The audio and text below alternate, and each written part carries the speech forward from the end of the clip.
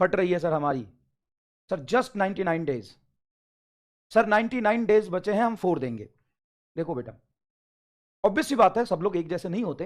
हालांकि हमारा बैच एक है, टीचर एक है, सब्जेक्ट सबको वही पढ़ना है, लेकिन सब लोग एक जैसे नहीं होते।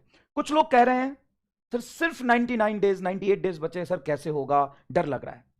और कुछ लोग कह रहे हैं सर 4 देंगे, अभी तो बहुत समय है। यहीं पे ये एटीट्यूड का फर्क आ जाता है।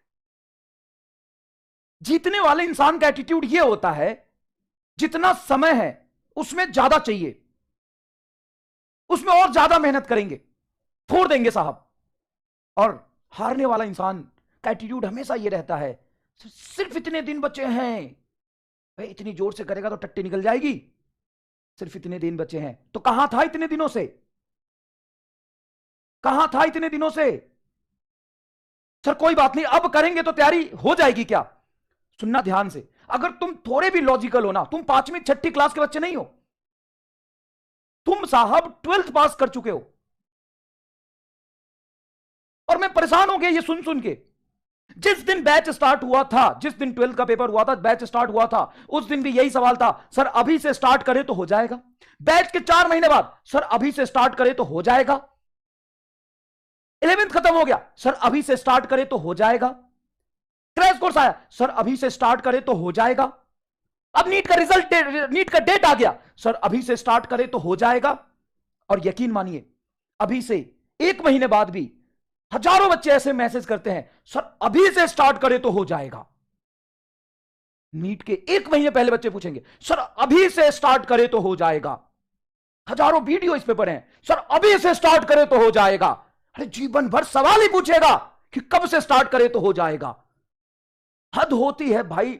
मतलब तुम 4th क्लास के बच्चे हो, 5th क्लास के बच्चे हो, इतनी भी तुम्हें सोचने समझने की शक्ति नहीं है कि तुम किस तरह के एग्जाम की प्रिपरेशन कर रहे हो, कितने बच्चे उसमें बैठते हैं, तुम्हारी कैपेबिलिटी क्या है, तुम्हारी वीकनेस क्या है, तुम्हारा स्ट्रेंथ क्या है।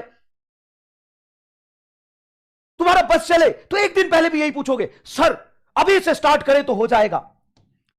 पता है सिलेक्शन कब रुकता है? पता है सिलेक्शन कब रुकता है? कब रुकता है सिलेक्शन? जिस दिन नीट का डेट आता है। जिस दिन नीट का डेट आ जाता है ना, उसी दिन सिलेक्शन रुक जाता है। और ऐसे कैसे, हम तो इंतजार कर रहे होते हैं कि कब नीट का डेट आए, हम पढ़ना शुरू करें और मास्टर से सवाल पूछे, सर अभी से स्टार्ट करें तो हो जाएगा क्या? देख भाई, बड़े बुजुर्ग ने कहा है, जब जागो तभी सवेरा।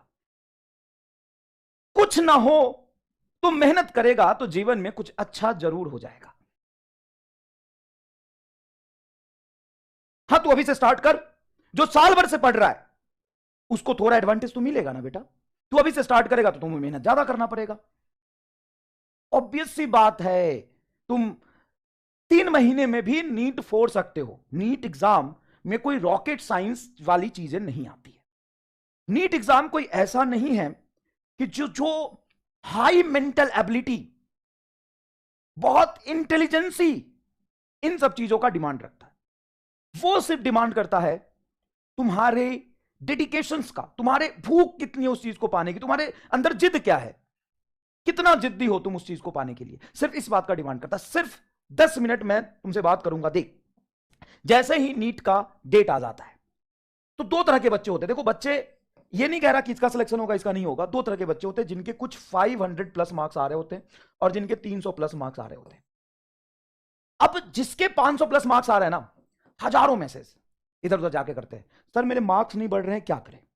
सर रिवीजन का प्रॉब्लम आ रहा है, सर इसका प्रॉब्लम आ रहा है, सर इस चीज का प्रॉब्लम आ रहा है, सर हो पाएगा कि नहीं हो पाएगा? देखो बेटा, मैं तुमसे सिर्फ इतना ही कहूंगा, सिर्फ और सिर्फ इतना ही कहूंगा। तुम्हारे 450 आ रहे हैं, 500 आ रहे हैं, 550 आ रहे हैं, या 520 आ रहे हैं, बैठे बैठे तो नहीं आए हैं।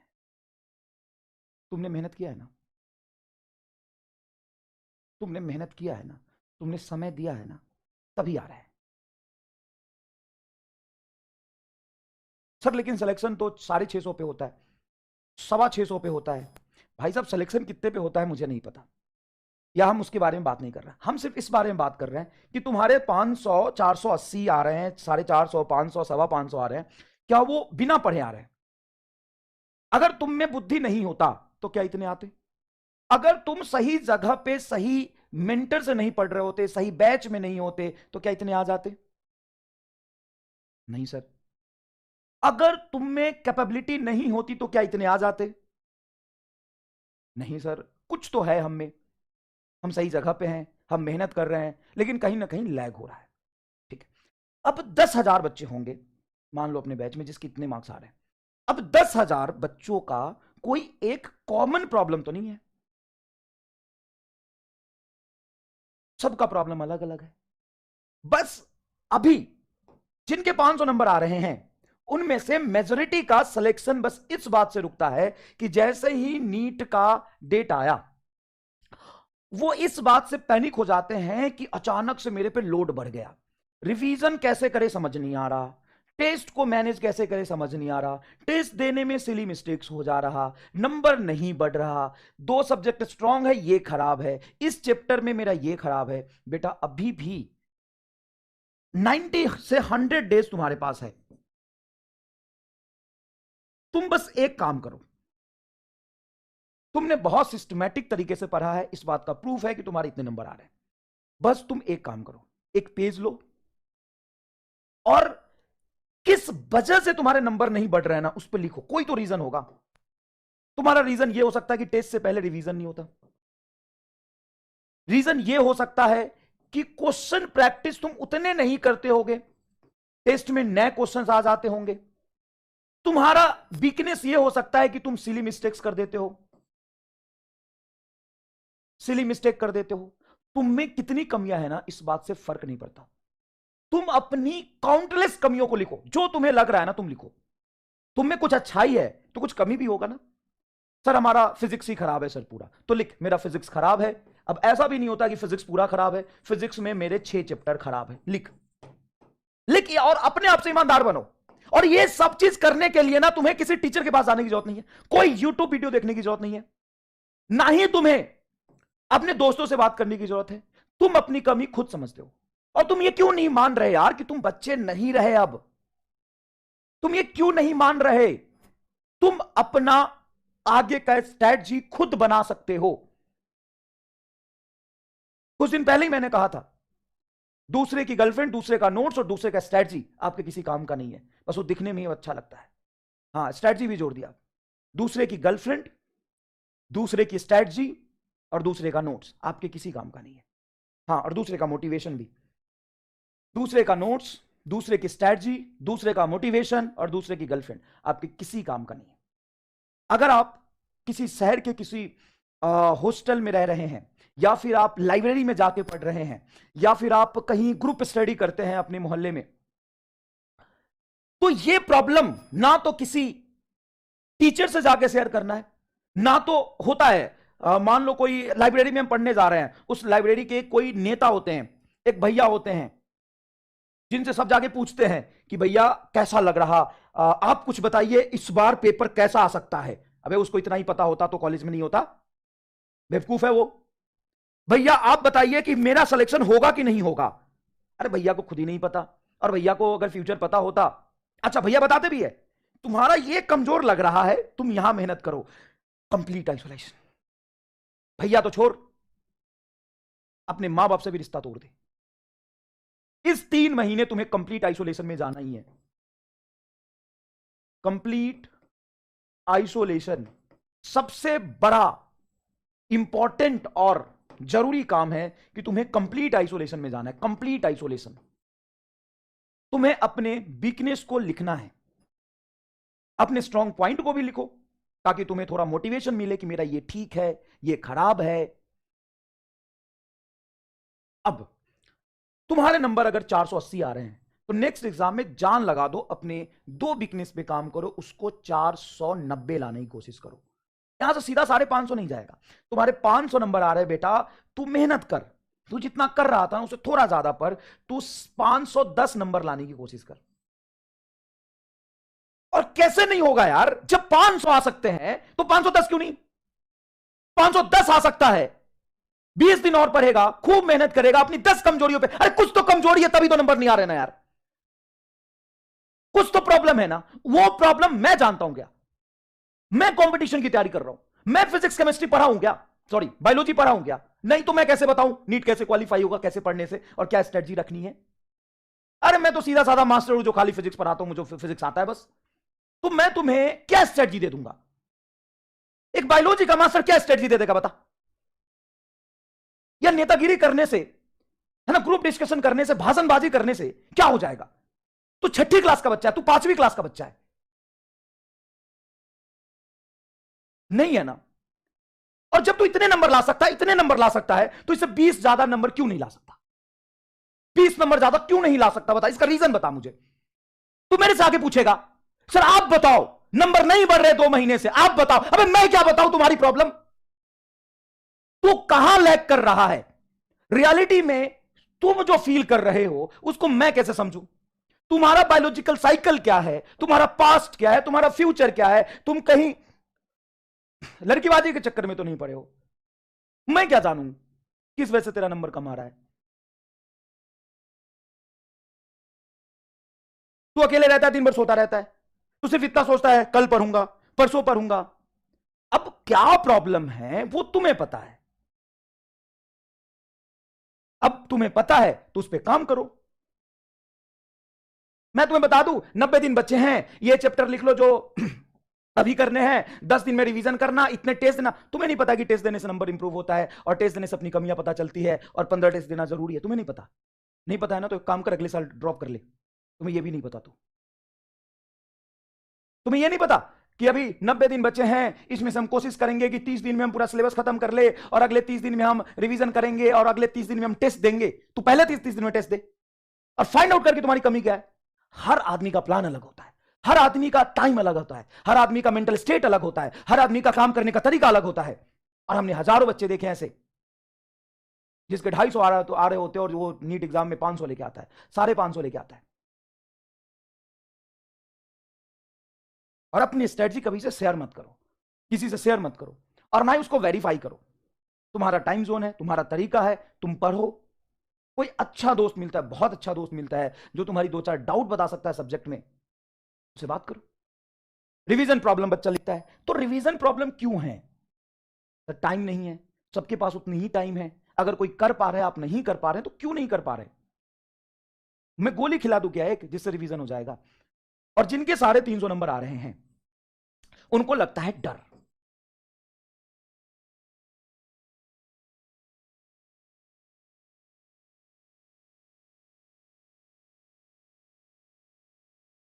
किस बात का?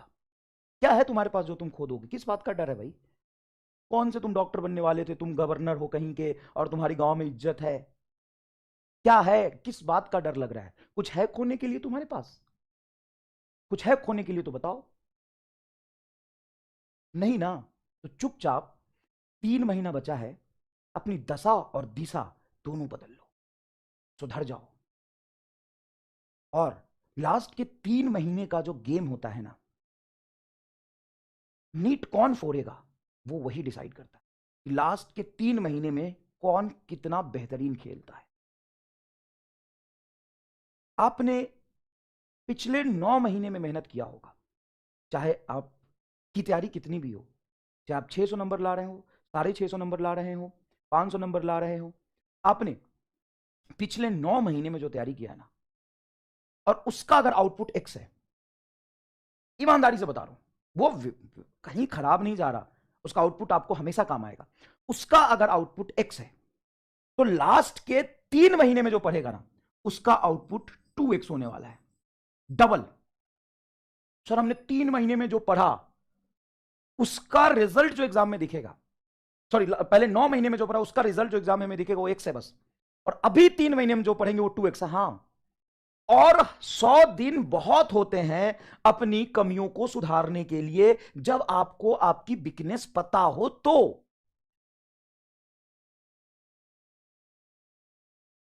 आपके पास 100 दिन है अपने ऊपर लगा काला धब्बा, डाउट, वीकनेसेस, इन सब को ठीक करने का। और याद रखिएगा, ना तो इस जमाने में तुम्हारा कोई सच्चा दोस्त है, ना ही कोई रिलेटिव है। मां बाप एक अलग केस होता है, लेकिन वो भी सक्सेस को अप्रिसिएट करते हैं, रिस्पेक्ट करते हैं।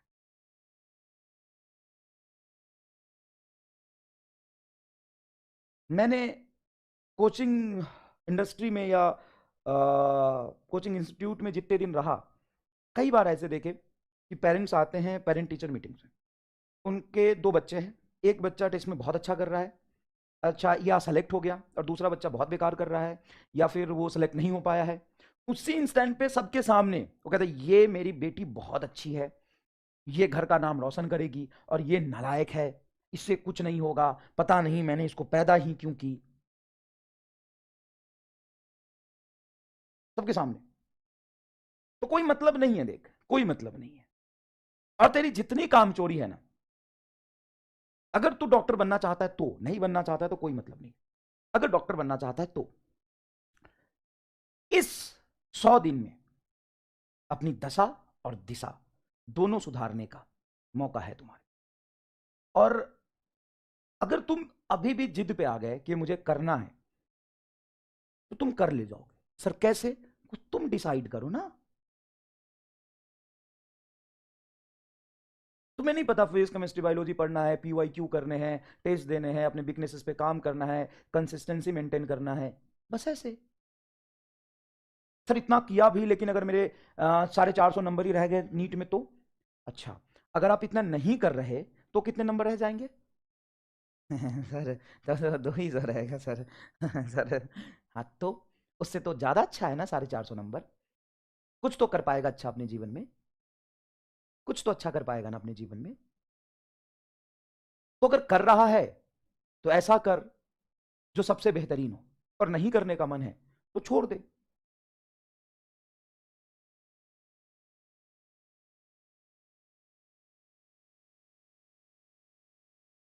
नहीं करना है तो छोड़ दे।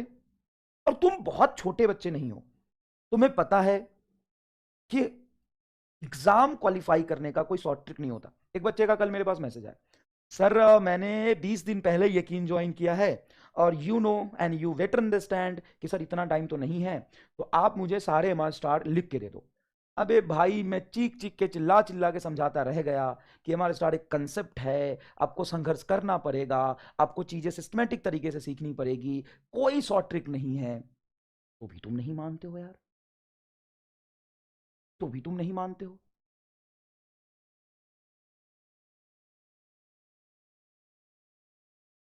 और किस बात पे डाउट कर रहे हो? तुमसे नहीं हो पाएगा, या तुम नहीं कर पाओगे, या तुम्हारा टीचर खराब है, या तुम्हारा किस्मत खराब है? किस चीज पे डाउट कर रहे हो? तुम्हारे पास 100 दिन है, या तो डाउट करते रहो, परेशान होते रहो, फिर 1 महीने बाद आके पूछो कि सर अब से शुरू करे तो हो जाएगा, या आंख बंद करके बैठना शुरू करो, पढ़ना शुरू करो। अभी मान लो कि तुमने बस 11 12 पढ़ा हुआ है, बैच में हो, सिस्टमैटिक तरीके से चीजें करी है, तुम्हें 1000 प्रॉब्लम है, तेरे 300 नंबर आ रहे हैं, तेरा रिवीजन नहीं हो रहा, तेरा प्रैक्टिस नहीं हो रहा, टेस्ट में नंबर नहीं आ रहे, अभी भी 3 महीने समय है। बहुत सारे प्रॉब्लम है ना, सारी प्रॉब्लम को लिखो, और जो बहुत ज्यादा जरूरी है ठीक करना, उसको धीरे धीरे इंप्रूव करो। 24 घंटे समय है तुम्हारे पास, उसको इफिशिएंटली यूज करो। समझ गए? और सिर्फ और सिर्फ आप छोटे छोटे गोल लो। आपको रिवीजन नहीं हो रहा तो आप ये लिखो कि अगले 5 दिन में किसी तरीके से मुझे सिलेबस के साथ साथ ये 3 चैप्टर रिवाइज करना है, और पूरी जान लगा दो। एक एक घंटा समय निकालो, जो तुम्हारा लाइफ शेड्यूल है, जो बायोलॉजिकल साइकिल चल रहा है, उसी में से 1 घंटा ज्यादा निकालो ना यार। कहीं ना कहीं से तो टाइम निकलेगा ना। कंप्लीट आइसोलेशन में जाओ। मैं खत्म करता हूं इस बात को। कंप्लीट आइसोलेशन में जाओ, ना तो कोई घर वालों से मतलब है, ना तो कोई दोस्त से मतलब है, ना तो कहीं से मोटिवेशन चाहिए, और ना ही कहीं से स्ट्रैटेजी चाहिए। क्लास का लेक्चर करो, और ये यकीन बैच है, और पूरी रिवीजन की जिम्मेदारी मैं लेता हूं। लास्ट वाले पोर्शन में तो अभी अभी हमने पढ़ा है, वो तो कर ही लोगे। और 11th में कितने अच्छे तरीके से मैंने वर्क एनर्जी पावर तक करा दिया है। 5 6 चैप्टर है, 3 महीना समय, बहुत अच्छे सिलेबस खत्म होगा, बहुत अच्छे से पूरा रिवीजन होगा। अभी क्या चाहिए तुम्हें बताओ? अभी क्या चाहिए तुम्हें? बायोलॉजी तुम्हारा बहुत अच्छा चल रहा है, केमिस्ट्री तुम्हारा बहुत अच्छा चल रहा है, और क्या चाहिए तुम्हें। अगर तेरा सिलेक्शन नहीं होता है, अगर कुछ नहीं है, तो रीजन फाइंड आउट करो ना यार, उस पर काम करो। बहुत ही खूबसूरत जिंदगी, फन और कंफर्ट जोन आपको मिलेगा। अभी आग लगा दो अपने अंदर।